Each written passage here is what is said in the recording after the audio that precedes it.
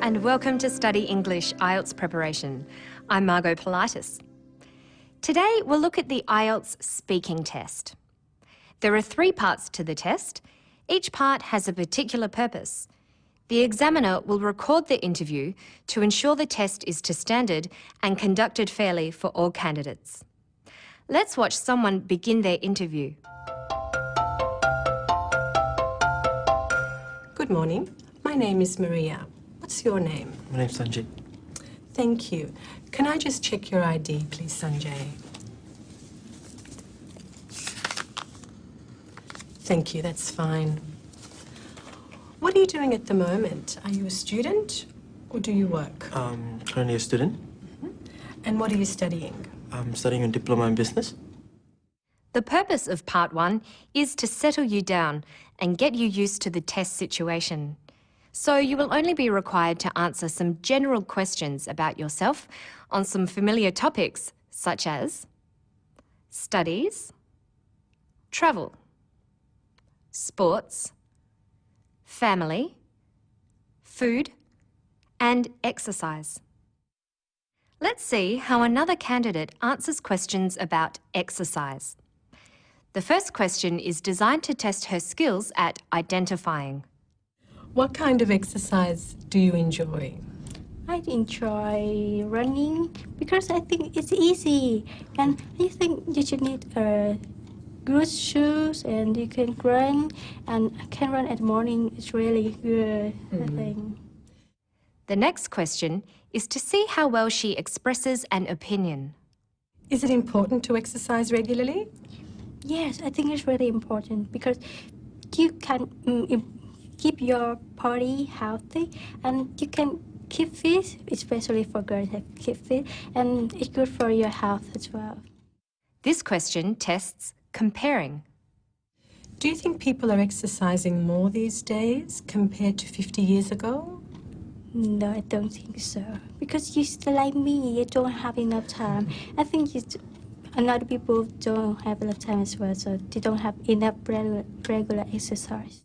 Other skills that are assessed include describing, expressing preferences, and giving reasons.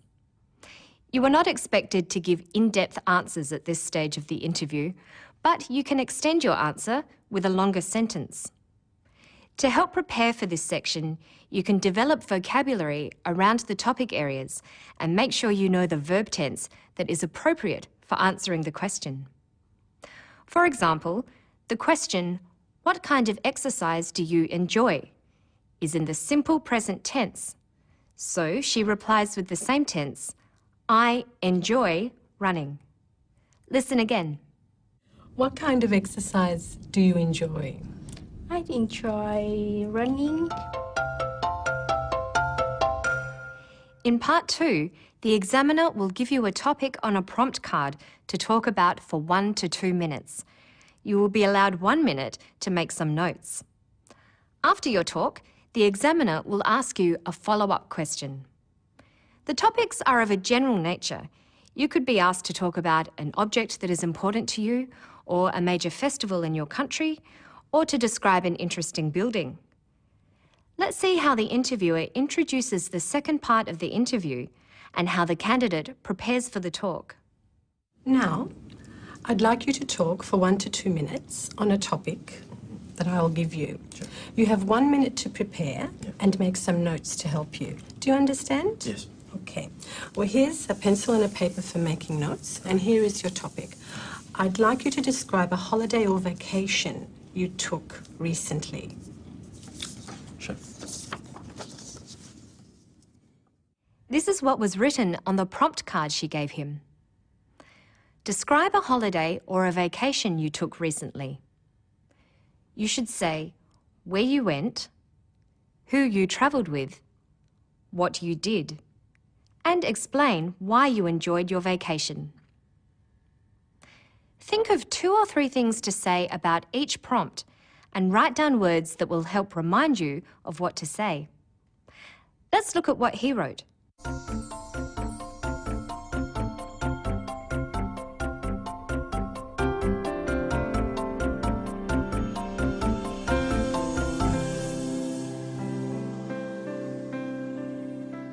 Do the notes help him?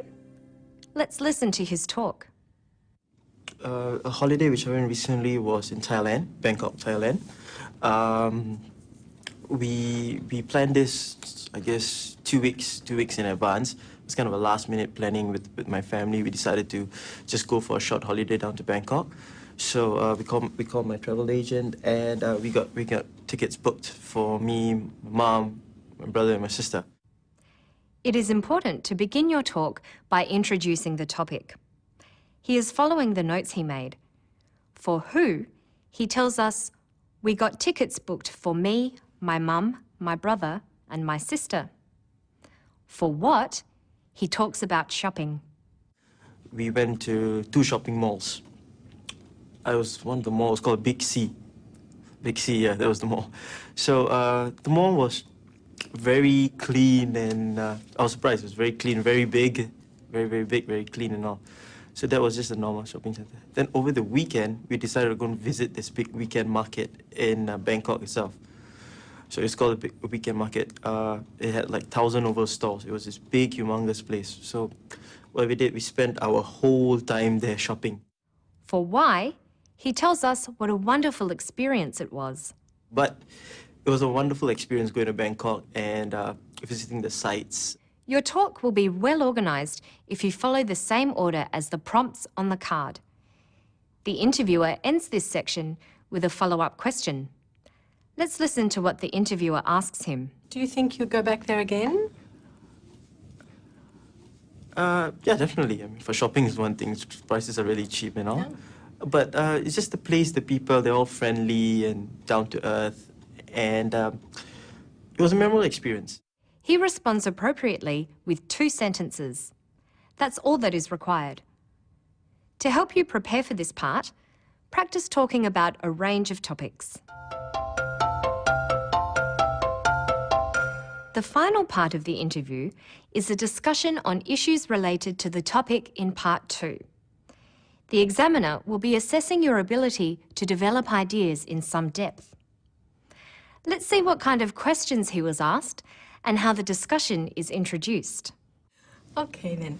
Well, you've described a holiday you've been on, and I'd like to ask you a few more questions related to this. Sure. Is it important to travel and take holidays in different places?